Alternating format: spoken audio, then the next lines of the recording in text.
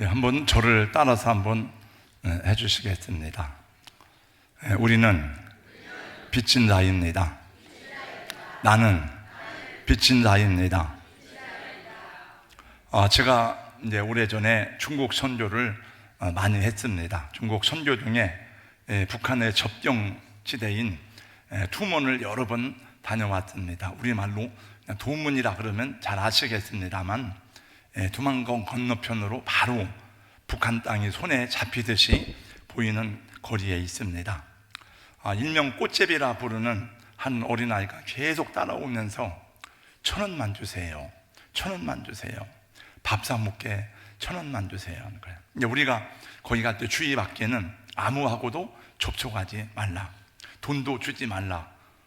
그런데도 계속 따라오니까 그 아이를 볼 때에 너무 가여운 마음이 들어서 우리 돈 1,000원을 꺼내서 주었습니다. 세계를 정복한 알렉산더의 대왕에게 물었습니다. 당신이 가장 아끼는 보물이 무엇이냐고 묻는 질문에 한참을 고민하던 알렉산더는 대답했답니다. 내가 가장 아끼는 보물은 희망입니다. 이렇게. 이 세상에서 가장 불행한 사람은 1달러가 없는 사람이 아니라 희망을 잃어버린 사람이란 말이 있습니다. 아까 이야기했던 그 북한의 꽃제비 어린아이는 마음속에 어떤 희망이 있을까? 저 아이는 가슴속에 무슨 꿈을 꾸고 살까? 혹시 희망이란 그 가슴 부푼 마음이 있을까? 저 강 건너편 북한 땅에 사는 사람들은 무슨 희망을 가지고 살아갈까? 무슨 생각을 할까 하는 생각을 하면서 지나온 일이 있습니다. 여러분, 혹시 시인 박진식 씨를 아세요? 1968년 전북 춘창에서 이남 인력 가운데 막내로 태어났습니다. 다들 우량하라고 부러워할 만큼 건강한 유년 시절을 보냈지만은 7살 무렵 부갑상선 기능 항진증에 의한 각피 석회화증이라는 희귀병이 진행되면서 고통스럽고 불행한 삶에 직면하였습니다. 칼슘이 과다 생산되어서 몸 안에 쌓임으로 온몸이 석회처럼 굳어지는 이 병은 치료 불가능한 절망적인 질병이었습니다. 8살 무렵부터는 다리가 마비가 되면서 걷기가 힘들어졌습니다. 그리고 이제 기적처럼 나을 수도 있다는 한 가닥 희망도 없이 점점 죽어갈 수밖에 없다는 절망 속에도 그가 할 수 있는 일은 아무것도 없었습니다. 차라리 빨리 죽어서 부모님 걱정을 덜어드리는 것이 유일한 희망이었습니다.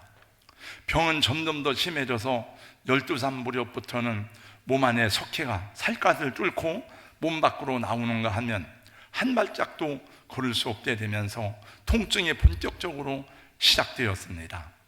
초등학교를 겨우 마친 이후부터는 더 이상 학교에 갈 수가 없어서 자리에 누워서 생활하였습니다. 몸 안에 석회가 발끝에서부터 머리끝까지 온몸을 갉아먹고 있었습니다. 병원에서는 치료 방법이 없다는 진단을 내렸습니다. 그러나 박진식 씨는 몇 번이고 죽을 고비를 넘기면서도 그 모든 고통을 견뎌내면서 끝내 생명의 끈을 놓지 않았습니다. 그렇게 내일을 알 수 없는 절망과 불안 속에서도 박진식 씨는 끝내 삶을 포기하지 않고 내 인생에 무슨 의미가 있을까? 내 삶에 어떤 의미가 있을까를 찾기 시작하면서 몸부림쳤습니다. 독학으로 영어를 공부하고 한문을 공부했습니다. 또 많은 책들을 읽었습니다. 또 시를 쓰기 시작했습니다. 컴퓨터도 열심히 익혔습니다. 굳어버린 손에 볼펜을 끼고 컴퓨터 키보드를 한자 한자 눌러가면서 자기 인생 기를 쓰기 시작했습니다. 마침내 자신의 이런 기막힌 인생을 기록해서 스스로 불행하다고 생각하는 이 세상 모든 사람들에게 한 줄기 희망의 빛이 되기로 결심하였습니다. 그는 양손에 볼펜을 끼우고 컴퓨터 키보드로 한 자씩 한 자씩 글자를 써내려 갔습니다. 육신의 기능을 모조리 차압당한 채 죽어가는 이 시인이 마침내 절망을 삼켜버린 희망의 노래를 세상의 모든 고단한 인생 앞에, 사람들 앞에 값진 선물로 남기는 책을 냈습니다. 그렇게 24개월 동안 책을 쓰고 2년을 또 원고를 다시 정리해서 800여 매의 원고로 이제 편집했습니다. 절망은 희망의 다른 이름이다. 이 책입니다. 사랑하는 성도님들, 오늘의 삶이 힘겹고 어렵지만은 또 여러분 삶이 여러 가지로 피곤하고 고단하지만 이 책을 읽고 나면 더 이상 절망을 입에 올리기가 부끄러운 자신을 발견하게 될 것입니다. 우리 사랑하는 성도 여러분, 오늘도 내일도 희망을 잃지 않으시기를 주님의 이름으로 축복합니다.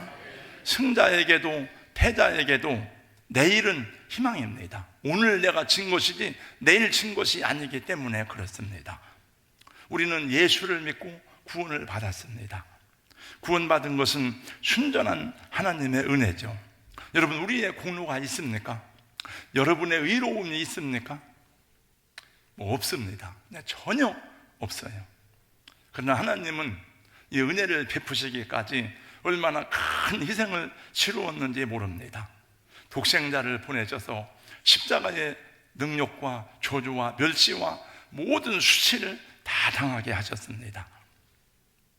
뿐만이 아니라 또 있습니다. 이 복음이 전해지기까지 하나님의 사람들이 얼마나 많이 희생하고 헌신했는지를 생각해 보세요. 여러분, 우리나라의 복음이 전파되기까지, 여러분이 예수를 믿기까지 얼마나 많은 사람들이 희생하고 눈물을 흘리며 헌신했는지를 생각해 보세요. 그러면 나는 빚진다구나, 이런 생각을 갖지 않을 수가 없을 것입니다. 은혜를 받으면 받을수록, 깨달으면 깨달을수록 빚진다의 심령을 갖게 됩니다. 그래서 가만히 앉아 있을 수가 없는 거죠. 여러분, 하나님의 은혜는 값싼 것이 아닙니다. 여러분의 희생과 여러분의 돈과 여러분의 어떤 것으로도 그 구원의 은혜를 살 수 없기 때문에 하나님이 그냥 은혜로 주신 것이지 그걸 값으로 계산할 수가 없어요. 우리가 값싸게 생각하면 안 됩니다. 독일의 순교자 보네퍼는 말하기를 은혜를 값싸게 받으려는 것이 교회의 수치라고 말했습니다. 우리 찬송가에도 그런 노래가 있습니다.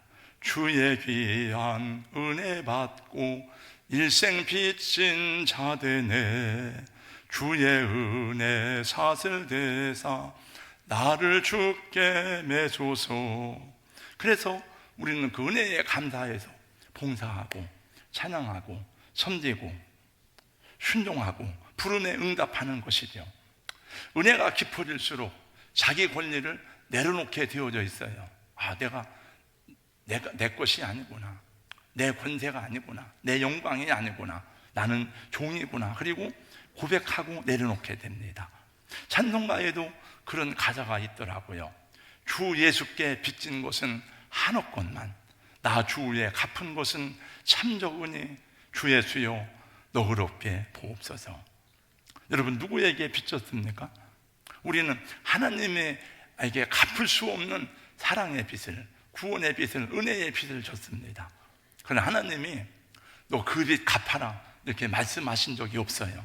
또 우리는 빚을 갚을 수도 없어요. 이 빚은 갚을 수가 없습니다.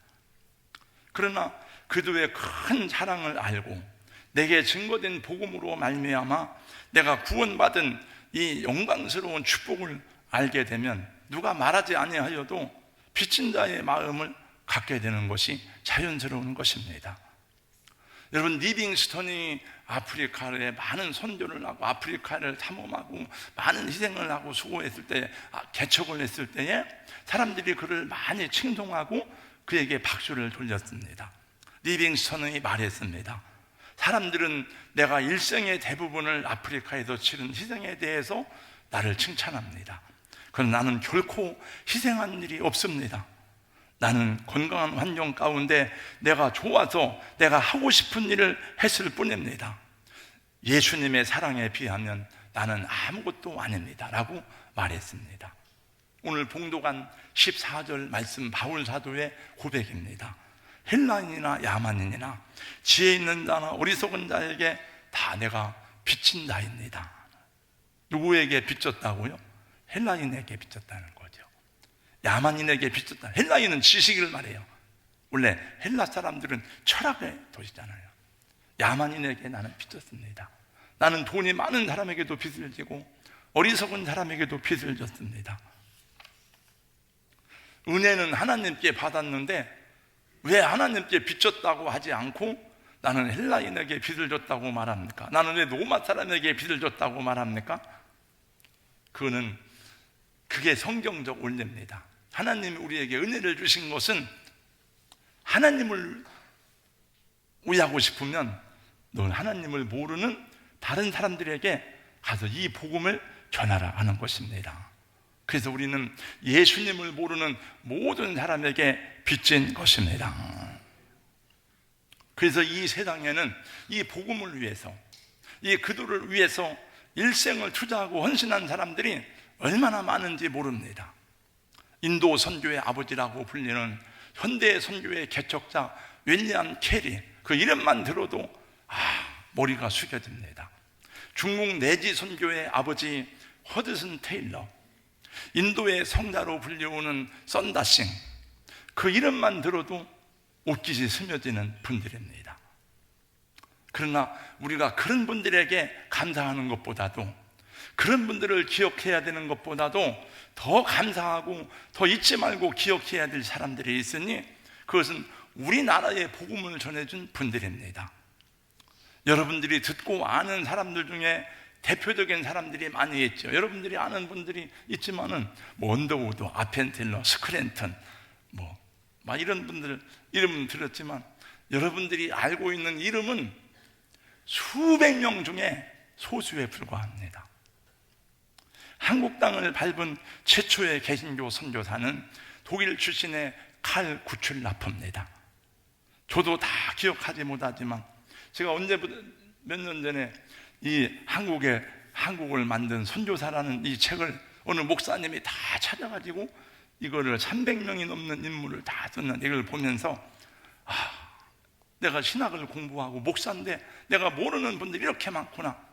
근데 거의 대부분 우리나라에 온 선교사들이 여러분 최고 학력의 소유자들이에요. 구출라프는 당시에 6개국어를 통달한 사람이에요. 우리 한국 초기 교회에 파송된 선교사들은 주로 미국에서 선교를 받았거든요. 한국 교회는.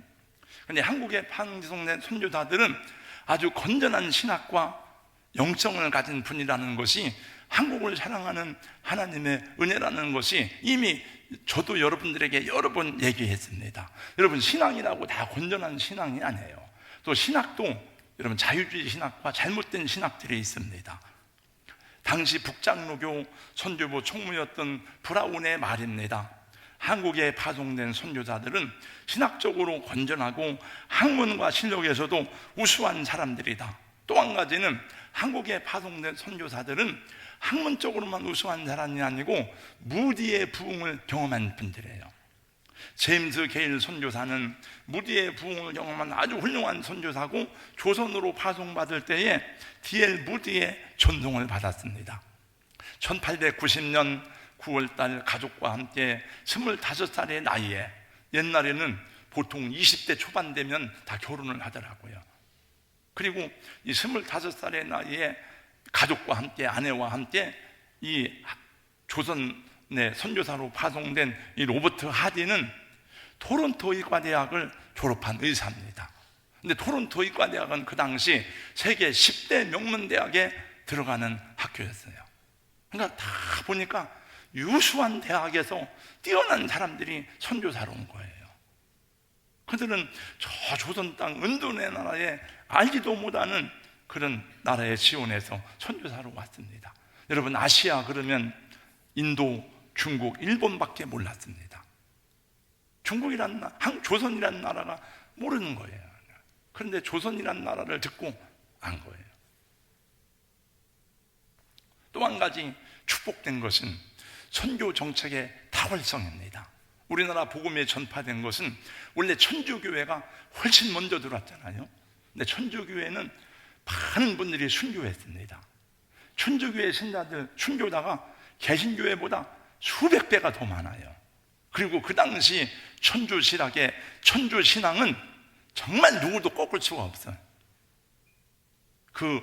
여기 서산 해미에 가면 그 천주교 성지가 있는데 사람 몸을 매달아 놓고 물레방아 마냥 막 돌아가는데 칼을 달았죠. 돌아갈 때마다 칼이 막 몸을 치는 거예요. 그렇게 사람을 죽여도 그들은 천주를 신앙하는 그 믿음을 포기하지 않아요. 정말 대단해요. 근데 우리 개신교는 핍박이 별로 없었어요. 사실은 그 이유는 왜냐하면 이 미국에서 온 선교는 거의 대부분이 의료 선교입니다. 교육 선교입니다. 문서 선교였습니다. 그러니까 병원을 짓고 학교를 세우고, 그러니까 우리가 여러분 죽어 순교하는 게 목적이 아니잖아요. 복음을 전하는 게 목적이지 죽는 게 목적이 아니잖아요. 그러니까 왕실에서도 좋아하고 일반 서민들이 다 좋아하는 거죠. 그 최초에 세워진 병원 세브란츠 병원, 연세대학교, 이 학교를 많이 세우고 지금 유명한 이화여자대학, 연세대학, 유명한 대학들이 다 기독교 학교잖아요 원래. 그리고 그들은 성경 번역과 문서 선교로 복음 전도를 시작했습니다. 그리고 그들은 또 선교지 분할 정책을 썼습니다. 그래서 선교사를 파송한 교단들끼리 서로 싸우지 않고, 너는 강원도, 당신은 경기도 서울, 너는 충청도, 저 전라도 경상도 장로교가 선교하고, 그러니까 서로 협력이 되는 거죠. 그리고 그들은 네비우스 선교 정책을 사용했어요. 네비우스 선교 정책은 여러분 선교 역사에서 유명한, 네비우스가 사람 이름이거든요. 유명한 선교 정책인데 자주자치자전이에요. 스스로 너희들이 독립하고 스스로 자치를 하고, 보통 옛날 중남미나 아프리카를 보면 선교사들이 들어가서 하면서 선교사들이 다 지배하고 식민지를 만드는 거예요. 그러니까 욕을 먹는 거예요 기독교가. 근데 우리 한국에 온 선교는 그런 게 아니에요. 스스로 독립을 해라, 스스로 정치를 해라, 이거예요. 그게 네비우스 선교 정책이에요. 그러니까 한국 교회가 부흥되고 성장하는 것이 우연이 아닙니다. 이 모든 배경 뒤에는 하나님의 놀라운 사랑과 섭리가 있었어요. 그리고 선교사님들이 보면 그 선교하는 것이 너무나 자연스러운 일상의 삶이에요.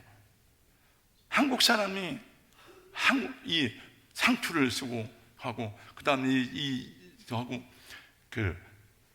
된장국을 먹으면서 선교를 한 거예요.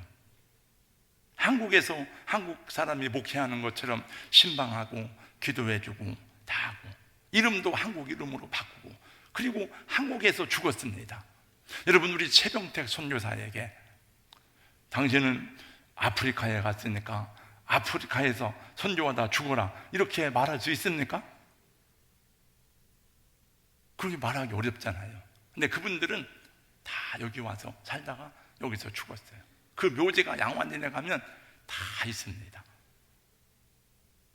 물론 순교자들도 적지 않습니다. 우리나라 땅에서 러일 전쟁이 일어났습니다. 청일 전쟁이 일어날 때 선교사들이 자기 조국인데 왜 남의 조국에서 너희들이 싸우냐 그래서 하다가 투항하다가 죽은 맥켄지 선교사, 토마스 선교사, 홀 선교사, 마펫 선교사, 이런 분들이 많아요. 그러니까 우리가 어떻게 은혜를 받았는지 알고 나면 빚진 자의 심정이 되지 않겠습니까? 3.1운동도 여러분 다 만세운동을 일으킬 때에 누가 다 그 소식을 전했느냐? 선교사들이 다 전 세계에 전했어. 우리나라에서 26살의 젊은 생애를 마감한 영국의 로버트 토마스 선교사는, 그 부인은 중국에서 목숨을 잃었어요. 대동강에서 죽을 때에 그 이야기를 들으면 눈물이 나지 않을 수가 없지요. 그러나 그는 죽었지만은 그 순교의 피를 통해서 놀라운 일이 일어나고, 그리고 그의 죽음이 평양 대부흥운동과 연결되어져 있는 것을 알 수 있습니다. 네, 이건 잠깐 일부지만 그런 얘기를 들을 때 어떻습니까? 여러분, 빚진 자 같지 않습니까? 누구에게 빚진 자요? 영국에 빚진 게 아니에요. 독일에 빚진 게 아니에요. 미국에 빚진 게 아니에요. 복음을 듣지 못한 이방 나라들, 다른 나라 사람들에게 빚진 것입니다. 네팔, 부탄, 몽골, 라오스, 캄보디아, 중앙아시아, 아프리카 이런 사람들에게 빚을 진 것입니다. 우리에게 복음을 전해준 전도자들의 피값으로 이 나라에 복음이 전파되고 그들의 눈물 뿌려 기도한 열매로 저와 여러분의 구원이 이루어졌다면 우리도 다른 사람을 구원하기 위해서 빚진 사람이다 하는 것입니다. 오늘 본문이 그것을 말씀하는 거죠. 이건 제 얘기가 아니에요. 한번 우리 다 같이 14절 말씀을 다시 한번 읽어보겠습니다. 다 같이요. 시작. 헬라인이나 야만이나 지혜 있는 자나 어리석은 자에게 다 내가 빚진 자라. 아멘. 여러분, 빚을 졌으면 빚을 갚아야 되잖아요. 빚지고 빚 안 갚으면 도둑놈 아니에요.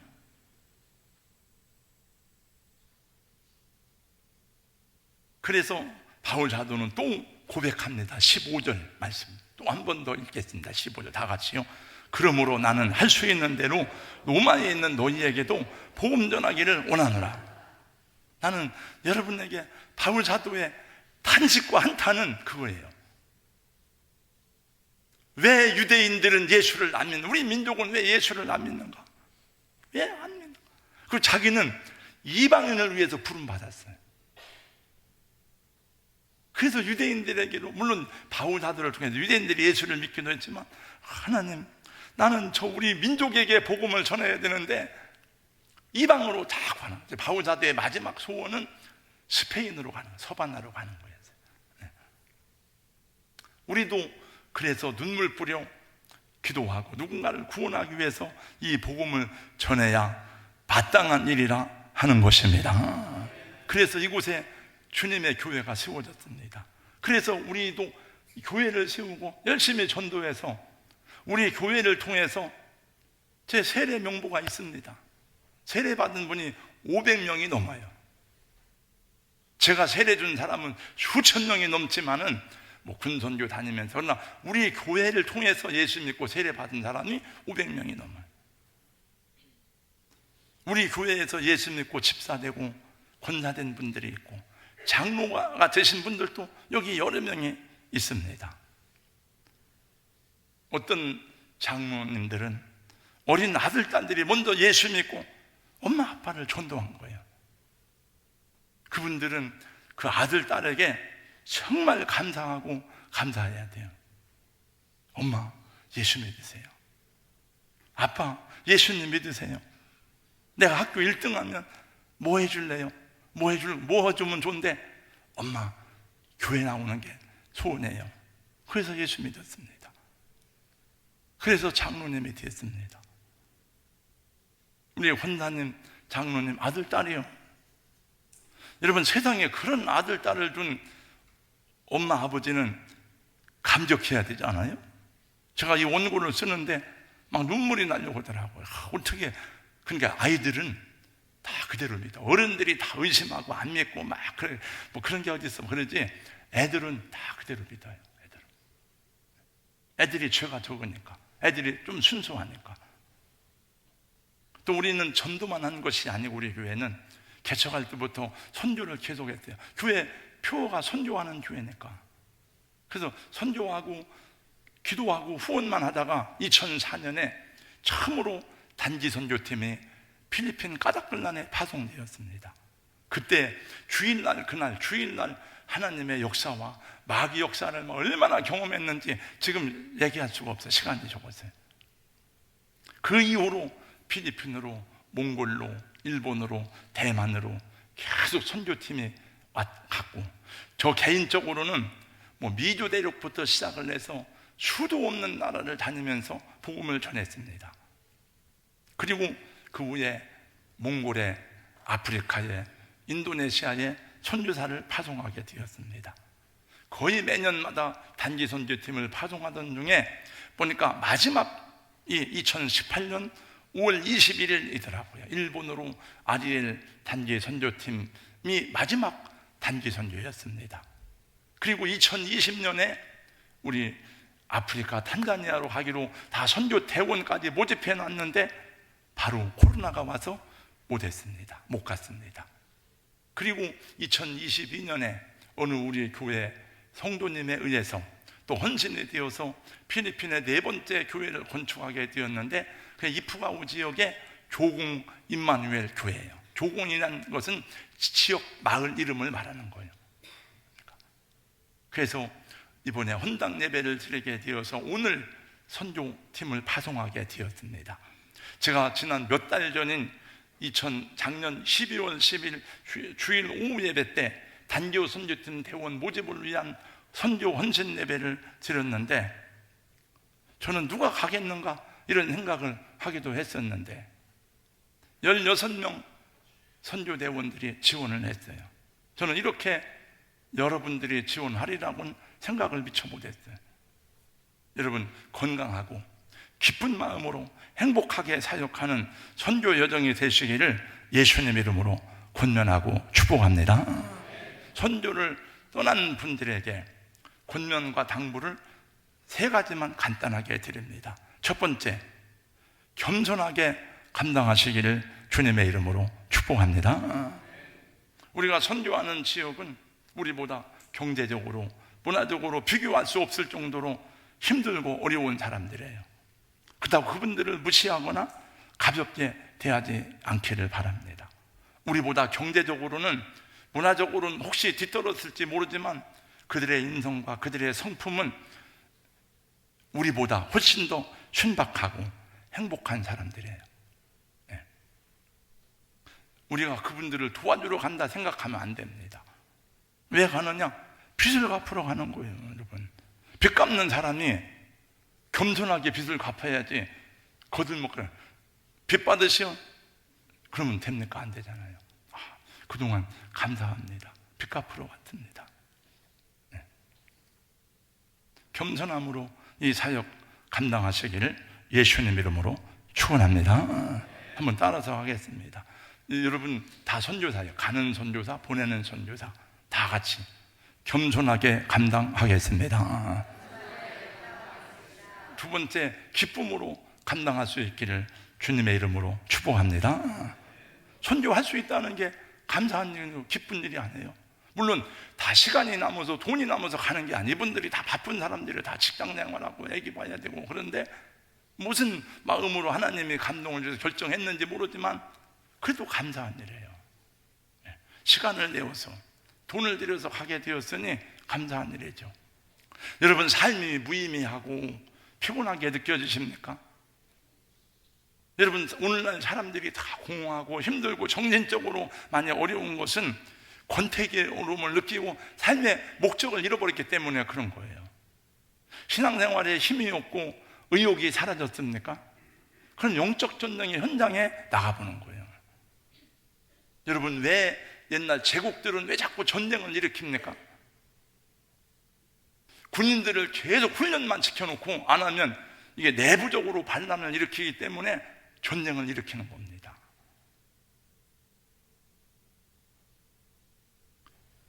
군인은 전쟁터에 나가야 그 빛이 나게 돼 있어요.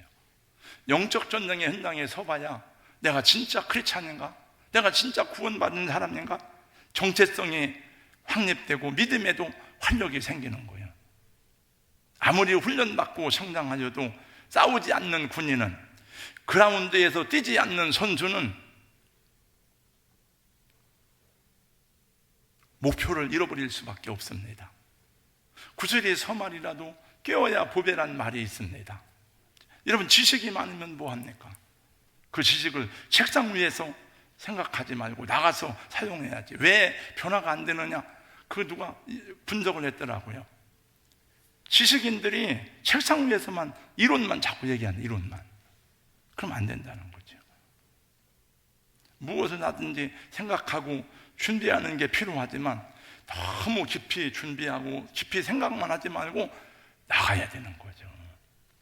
문제를 부닥쳐 봐야 돼요. 장애물을 부닥쳐 봐야 내가 장애물을 뛰어넘을 수 있는지 없는지, 아니면 다시 1년 동안 훈련을 해서 도전할 수 있는지를 경험할 거 아니에요. 미리 겁내는 사람들이 많아. 뭐 어려운데 뭔가. 현장에 나갈 생각은 안 하고 준비만 하다가 세월 보내는 사람들이 많습니다. 여러분, 하나님의 사람들은 단순해야 돼요. 나를 따르라. 배와 그물을 버려두고 즉시 주님을 따랐어요. 제자들은 다 그랬어요, 여러분. 설교도 준비를 열심히 준비하고 설교가 이렇습니다. 아무리 준비해도 안 해보면 어려운 거예요. 이론적인 것과 해보는 것은 하늘과 땅 차이입니다. 닛산 자동차의 카를로스 곤이라는 회장은 이런 이야기를 했습니다. 내가 살아보니 아이디어가 5%고 실천이 95%더라. 그러니까 실천이 전부라는 거죠. 아이디어는 5%밖에 안 된다는 거예요. 정주영 회장이 그런 일을 해보게나 했어? 왜 해보지도 않고 안 된다고 그래? 여러분, 박정희 대통령이 고속도로 뚫을 때 경부고속도로 다 안 된다고, 다 안 돼요. 그래서 정주영 회장한테 가서 하니까 한번 해보겠습니다. 그랬답니다. 서해안 간척지를 누가 막아요? 거기 우리 밀물이 가장 센 거기를 어떻게 막냐고. 막을 수가 없죠. 그 사람이 했어요. 그 사람이 갔다가 폐유선 갔다가 막아놓고 막 하니까 그 넓은 그 간척지를 생겼잖아요. 이론적인 거 해보는 것은 하늘과 땅 차이. 아무리 준비를 잘해도, 아무리 이론이 밝아도 현장 경험이 없는 사람은 영원한 초보자야. 그러므로 현장에 나가는 것을 감사하고 즐겁게 기쁘게 사역을 감당하는 우리 여러분 되시기를 주님의 이름으로 축원합니다. 저도 가고 싶어. 제가 새벽에 아침에 나오면서 제 아내한테 당연히 행복하고 있어. 나도 가고 싶은데. 근데 저 참고 안 가는 겁니다. 마지막 세 번째, 여러분, 리더에게 절대 순종하시기 바랍니다. 이번 선교팀 리더는 문영돈 목사, 그 다음에 팀장은 우리 이완선 장로님. 제가 이 장로님에게 부탁한 게 아니에요. 보니까 장로님 지원자 가운데 한 분이 있으니까 그 장로님이 팀장을 하면 되겠다. 16명 전체가 한 팀이 돼야 됩니다. 지난번 아시안컵 축구에서 우승하겠다던 우리나라가 그렇게 되면 안 돼요. 아시안컵 축구대회 하는데 우리 국가대표가 4강전에서 요르단과 싸우는데, 제가 축구 해설 전문가 아니에요. 그래서 제가 목사님들 모이는데 설교하는데 아멘을 안 하길래 축구 얘기만 한참 했어요. 했더니 막 눈이 열리더라고요. 그래서 끝나고 났더니 그때 사우디아라비아 끝났을 때거든요. 목사님, 호주전 어떻게 됩니까? 호주전은 사우디아라비아보다 조금 쉬울 것이다. 호주가 피지컬이 사우디보다 강하지만 우리나라는 호주가 사우디보다 쉬울 거예요. 그랬더니 역시 이겼어요. 그러고 났더니 또 제가 그 얘기를 했더니, 목사님, 요르단하고는 어떻게 되겠습니까? 그래서 요르단하고는 뭐 해보나면 한 2대0으로 이길 것이다. 그리고 요르단하고는 안 보려고 했어요. 왜냐하면 12시에 하니까. 근데 제가 보니까 저 사람들이 뭐 약 먹은 사람 같아. 다 그냥 너무너무 못하는 졸전을 가지고 속상하지 못하게 해요. 그래서 이상하다. 그리고 잠이 들었는데 제 아내가 막 소리를 지르는 거예요. 아, 왜 여기서 자요? 왜 여기서 하는 거야? 그래서 눈을 떠보니까 화장실에서 잠이 드는 거예요. 그러면 여러분, 우리 남편이 얼마나 고단했으면 화장실에서 잠을 잘까? 얼마나 피곤하고 힘들면 화장실에서 저렇게 잠을 주무실까? 불쌍히 여기는 마음을 가져야지. 냅다 소리를 질러가지고 얼마나 제가 놀랐는지 몰라. 왜 여기서 자냐는 거예요? 왜 방도? 보니까 내가 거기서 잠이 들었더라고요. 제가 그런 사람이요. 그러고 나서 며칠 있다 보니까 싸웠다는 거예요, 손주들이. 그럼 됩니까? 안 되지.